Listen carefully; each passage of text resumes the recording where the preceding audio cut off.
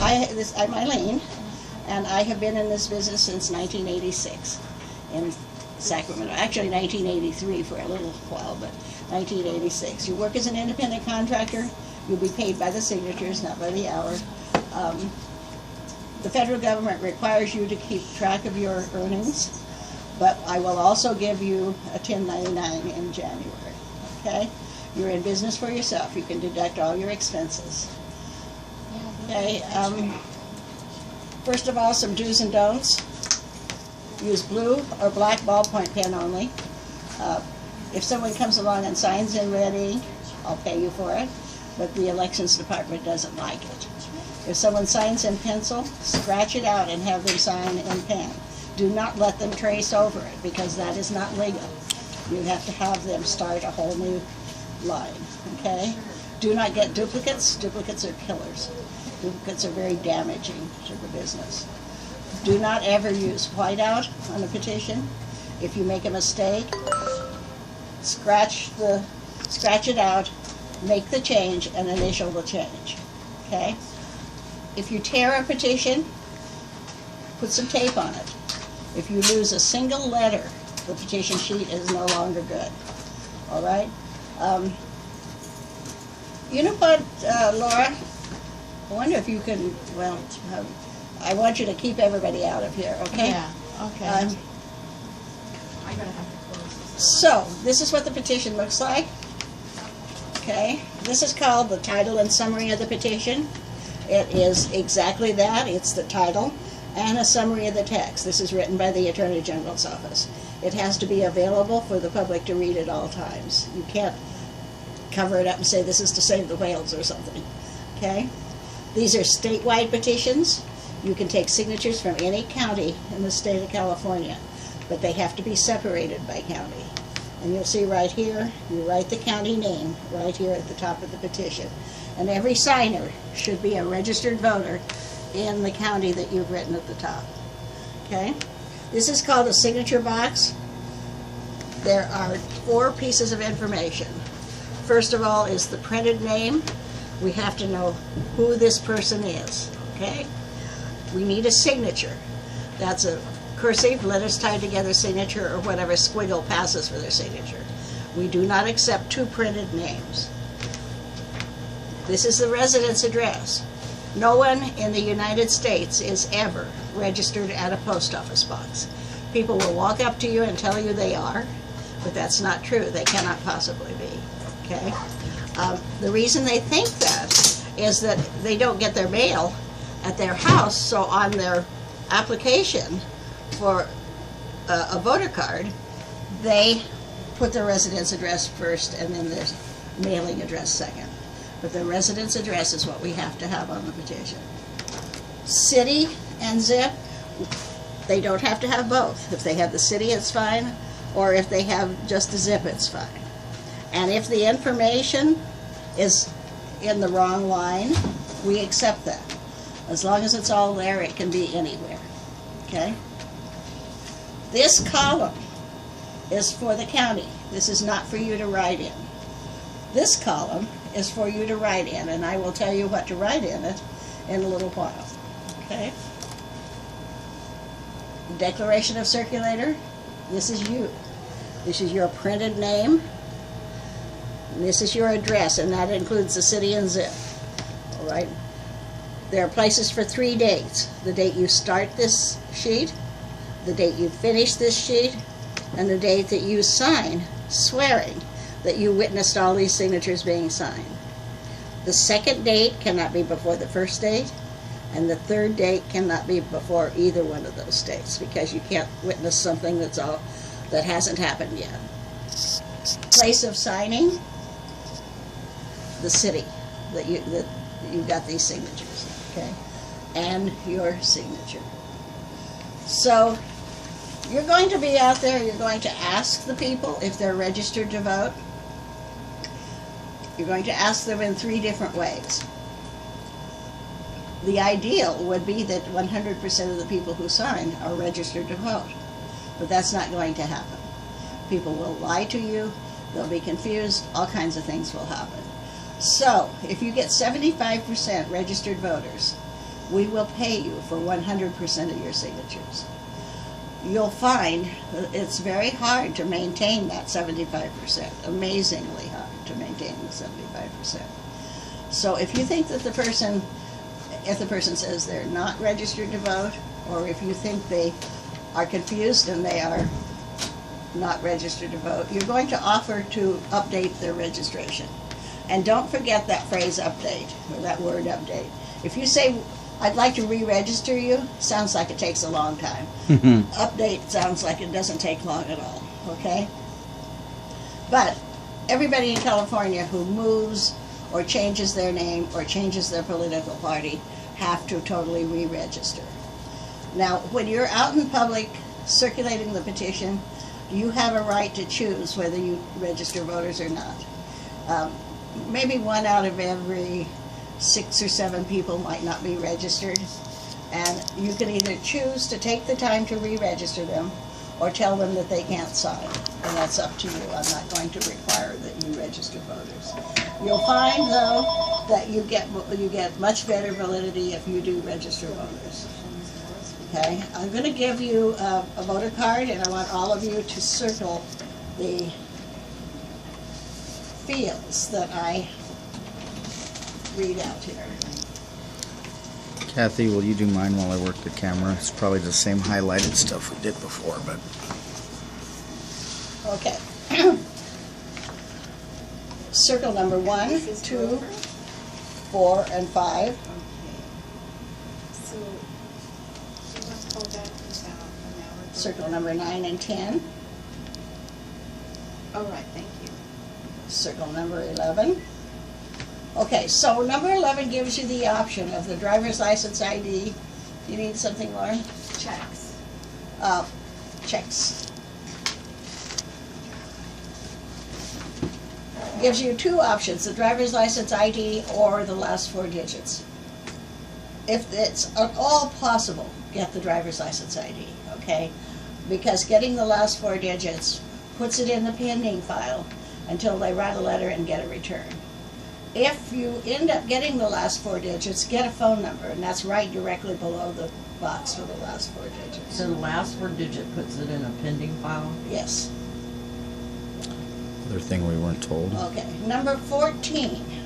Number 14 is their political party choice, and if you're registering someone to vote, it's a good thing to start with number 14 and then go back to the top. And the reason for that is that if they check a political party and change their mind, they cannot initial the change and check another box. It's not legal. So they have to start a whole new card. Over to the far right in the green box it says, no, I do not want to disclose a political party. That is an independent voter, okay?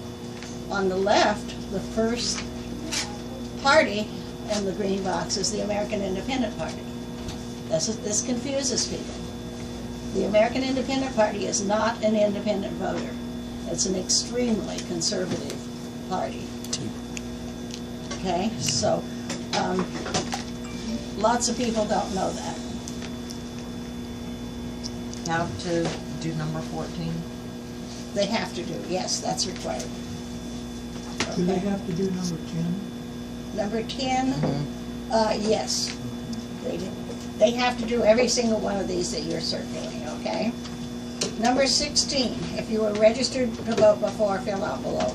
Sometimes people don't remember where they were registered, and there's a little trick to that. If they don't remember, start at the bottom with the state, okay? Maybe they'll remember the county if they remember the state, and maybe that'll trigger their memory. If not, that's the best you can do, and just don't worry about it, Okay. all right? Circle number 17 and 18.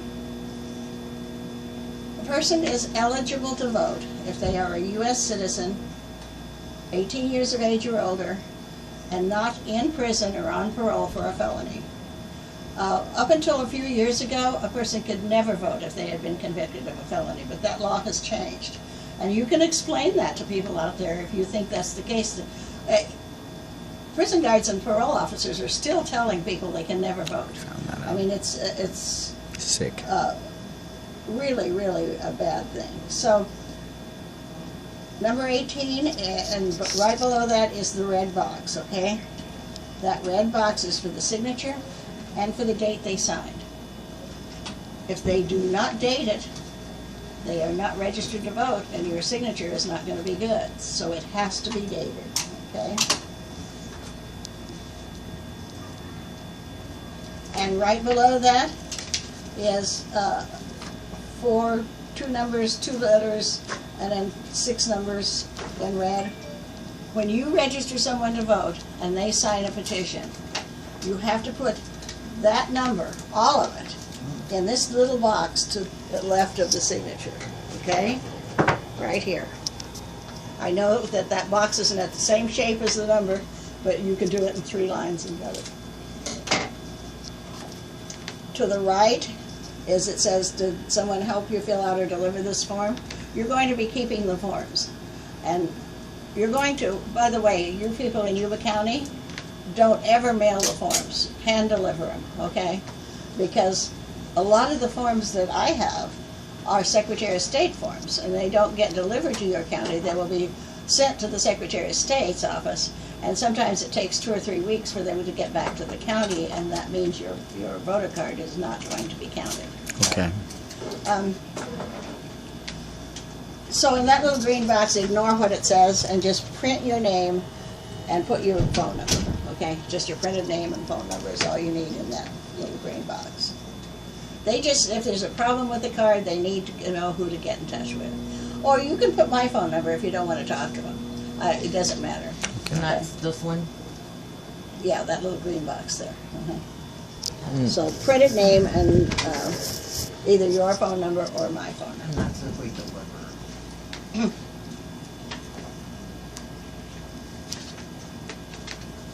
Remove this. I don't want to advertise for Pepsi in this video. I keep hearing my phone do something, and I'm tired of listening to it.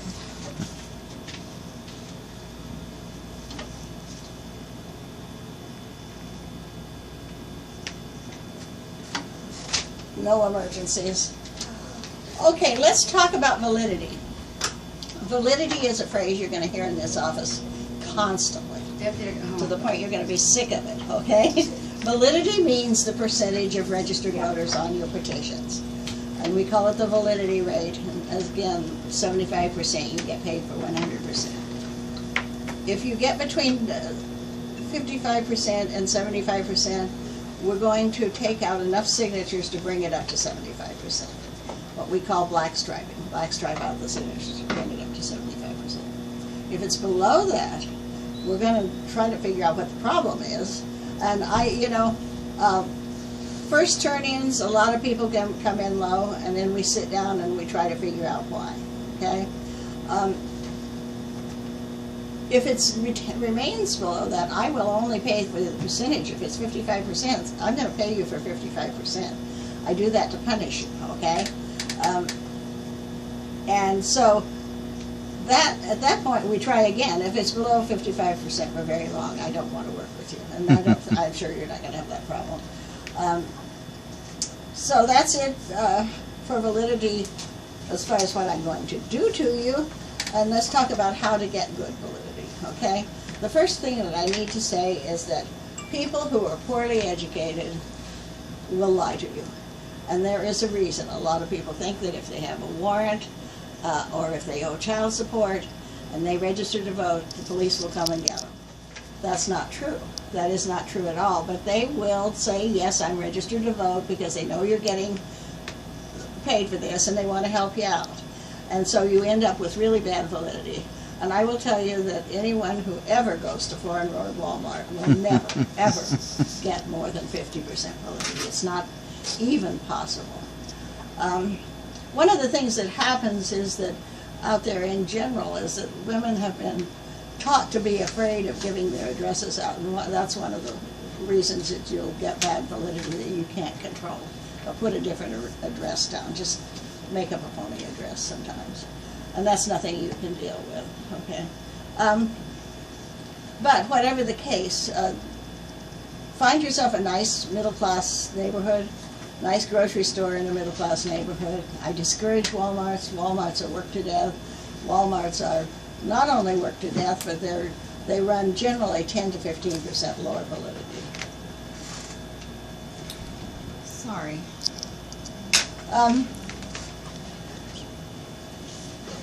So the other thing is, don't work college campuses until you learn how to do it, because students move all the time. They don't remember where they were registered to vote. They might be registered at their parents' place in Reading and put their Sacramento address.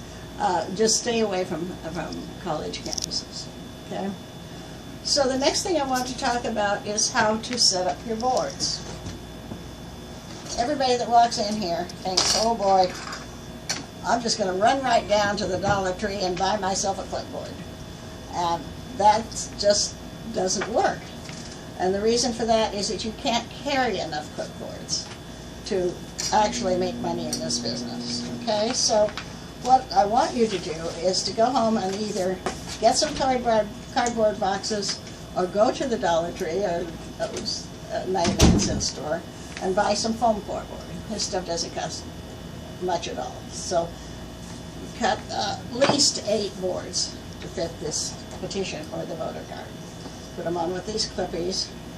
You're going to want to put the petition on top that pays the most, because if somebody comes along and only signs one, you want it to be paying you at $2 rather than $1. Okay. Think in terms of people walking up to you in couples. Say you're out there circulating the petition, and 2 people walk up to you. And you just know that no one will ever stand around and wait to sign a petition. If you're not ready for them, they're gone. And so you need to have enough boards to keep everybody signing. So the 2 people walk up to you, you explain the petition, you qualify them, and then just about that time, maybe 2 more people are walking up to you. So you've got another 2 boards to give out. Okay. What you're going to say to qualify them is 3 things, and you might want to write this one down because it's crucial. Are you registered to vote in whatever county you're working, Sacramento County, Yuba County?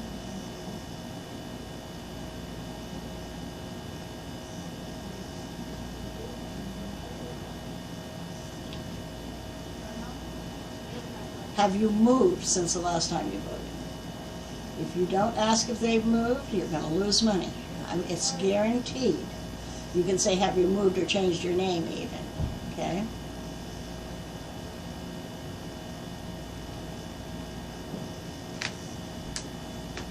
And this one really helps. When they start signing, you need to say to them, did you receive your sample ballot at this address you're putting on the petition? That will really help a lot, because if they say, oh, no, I didn't, then you're not registered to vote and we need to update your registration. And then if they say, well, yeah, I've been registered for years, you can say the voter rolls get purged if you don't vote in a gubernatorial election. And that's only partially true. The counties have the option of doing that, and some counties do it and some counties don't. But just assume that the county you're in has, I've got to take this. In the last. Brian Schreier. Oh. Because we had to anyway, I don't remember where I was. I was talking about, The 3 questions. huh? The 3 questions. Those are the questions, yes. Okay, so those are the questions. Don't ask people who, you're not going to ask the homeless to walk up to you. You know better than doing that. There's a lot of reasons why you should make judgment decisions about who to ask. And it doesn't mean that you shouldn't, if you're out in a good neighborhood, ask people who are a little bit ratsy dressed, but just make some decisions about who to ask. So the other thing that you need to equip yourself with if you're working the stores is a table. And I'm not suggesting that anyone who takes this orientation just rushes right out and buys a table at this point. Not everyone likes this job. It's not for everyone. And I don't want you to invest any money in something if you're not going to continue with it. So just give it 4 or 5 days working on your feet. Give it a try. Come in here, and if you have a problem, let's you and I talk and try to solve the problem. I get, by the way, my income is based on, is only by the signature too, okay? I get paid by the signature. My whole company is based on me buying signatures from you and selling them to the proponent. So it's in my best interest for you to have as much success in this business as you possibly can. So I will do everything I can to help you. If you're out there and you're, I doubt if you're going to have this problem. I do know that some people talk too fast or don't give the question about being registered to vote enough weight. When you ask if a person's registered to vote, look them in the eye. Are you a registered voter in Sacramento County? Give it a great deal of importance so they will assume it's important. And have you moved since the last time you voted? You changed your name. Just give them time to think about it, okay? Because sometimes people say it with such a light tone of voice and attitude that they don't think it's very important. And so they'll just say, just throw off the easy answer, yeah, I'm registered to vote, okay? All right, now I want to talk to you about your legal rights as a circulator. In 1979, a group of students went to a place called Pruneyard Shopping Mall in San Jose, and were handing out political flyers. And the mall told them they could not be there. And they said, yes, we can. We have a free speech right to do this. The mall had them arrested. The ACLU represented them, and it went all the way to the U.S. Supreme Court. And that case is Pruneyard versus Robbins. That would be lovely if that were the only case. However, that's not the case. We've had case after case over the years, and we've won a few and we've lost a few. But we have never had a case go all the way to the Supreme Court. So Pruneyard versus Robbins, regardless of what anyone ever says to you out there, is still in effect, okay? The second thing you should know is that there is a second legal decision that affects us. And that legal decision is called Grace versus USA. And this is really amusing because a guy named Mr. Grace was handing out flyers in front of the U.S. Supreme Court building. And they had him arrested. And he took it all the way back to the Supreme Court, and they gave him the decision. You have a legal right to be on public property. And that includes public sidewalks, fairs, in front of the DMV, and so on. But both of these decisions did say that the locations had the right to designate time, place, and manner within reason, which makes it really sticky. So places like the California State Fair, you have to contact the fair and they'll give you the go-ahead. DMV, you have to contact the state police and you'll get a permit from them. Not the state police anymore, the highway patrol. It was the state police when there were state police. And that's basically true.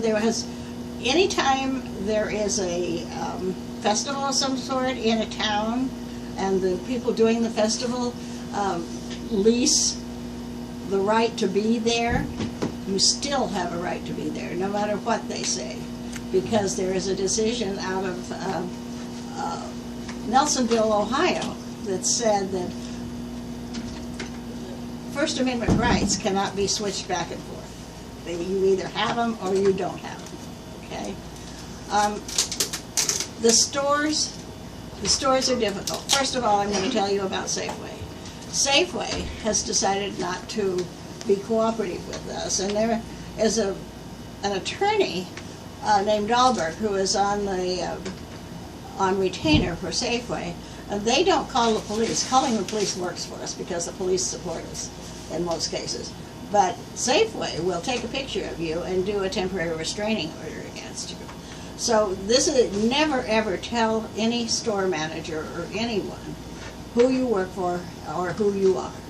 Because if they want to get a restraining order, they're going to have to get it with a picture, which we don't think is legal at all. They take a picture in this John Doe. They do a John Doe with a picture. Mr. Dahlberg is on retainer. He just loves whenever he gets to do one of these things, because he probably does a boilerplate with one of his little guys in the office and bills $1,000 every time. And so Safeway, we can still work Safeways, but you have to go in and talk to the manager. Okay? There are a lot of the other stores. Walmart's, of course, are really easy. I wouldn't suggest you go to Walmart's because of what I told you before. Places like Raley's and Save Mart and stores like that are good. Just go find yourself a good middle-class neighborhood and work.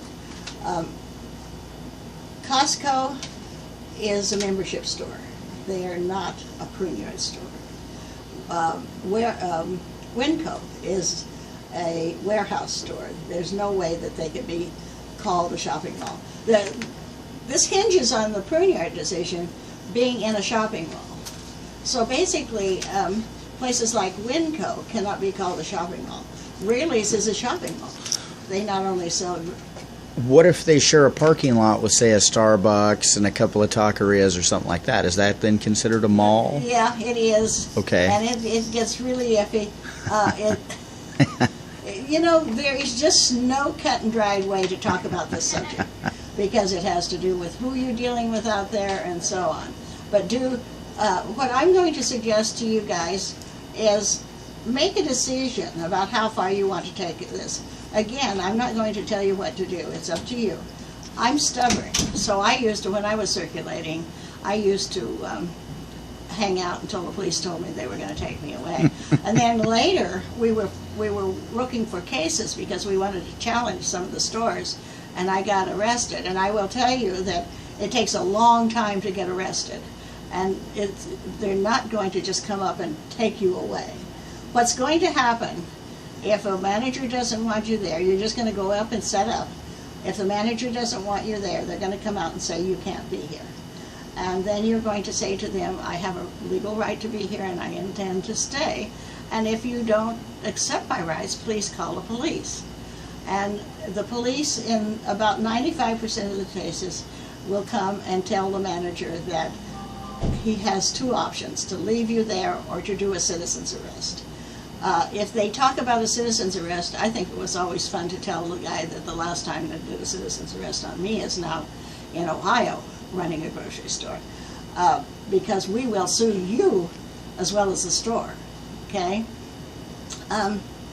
Whatever the case, the time to leave is when the policeman says, I'm going to write the ticket, okay? And this is part of the learning curve. The first time that happens, it's really intimidating. And because we were all raised to respect authority, and it's kind of ingrained in us. So it is kind of intimidating, but as you go on and you work your way through the learning curve, you're going to want to hold on to those locations. Particularly since it's so hot, you're going to want a store that's got shade, okay, and stuff like that. So you find a store that you want to work with a good clientele, you're going to want to hold on to it. You can call me for advice. I'm going to give you business cards, and I will tell you that I work all the time. When we're in campaign, I work 7 days a week. And weekends are really the best time to call me because I'm at home and I don't have a bunch of people buzzing around me. So I have my time limits on calling me at home are 6 a.m. to 6 p.m. Okay? I'm an early riser. 6 p.m. rolls around. I've been working 12 hours and I don't want to hear from you. But otherwise, I'm happy to hear from you. And if you need advice, I'm there to give it. All right? I don't think I mentioned when we were doing the do's and don'ts the most important thing of all for you guys to pass on to your people in Yuba County. Don't ever take a petition apart.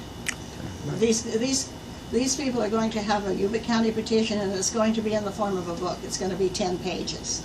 And it's very awkward when you have a petition that's like that, because the circulators just really want to take it apart. Yep.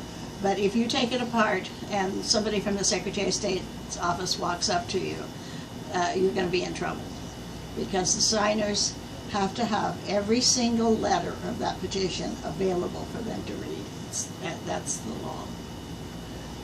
Okay.